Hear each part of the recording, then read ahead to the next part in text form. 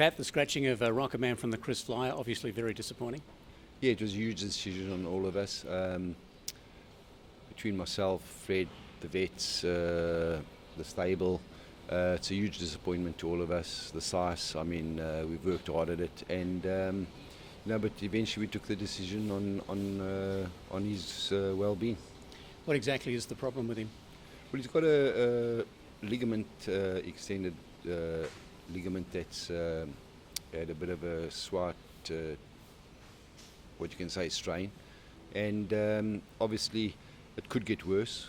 The more we work him and the more you stress him, it can get worse. And I'd like to start working on it before it gets any worse, and before we get any strain. It's a type of injury, as you can see, he's not unsound on it. I could send him out now to go and have a gallop, but then the consequences you never know. So I'd rather nip it in the bud straight away, get working on him, and bring him back for the future.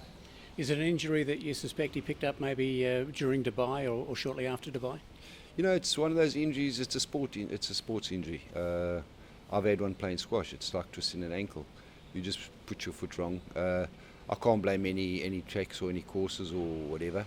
But speed does take a huge concern. And when they went 23 in Dubai for the first 6, I was a worried man.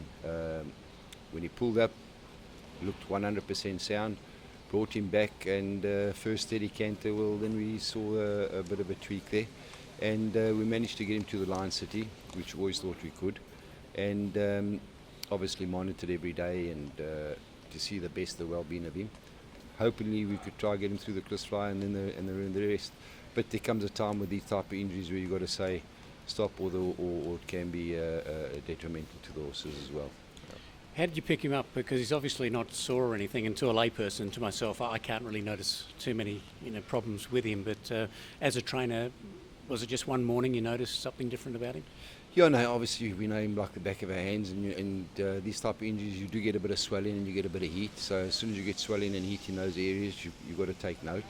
And obviously first of all we thought maybe he just knocked himself being fresh from coming back from spelling. From the quarantine, but straight away I said rather scan, let's see if it is a knock or if it isn't a knock, and it could even be a knock because you never know how these injuries occur.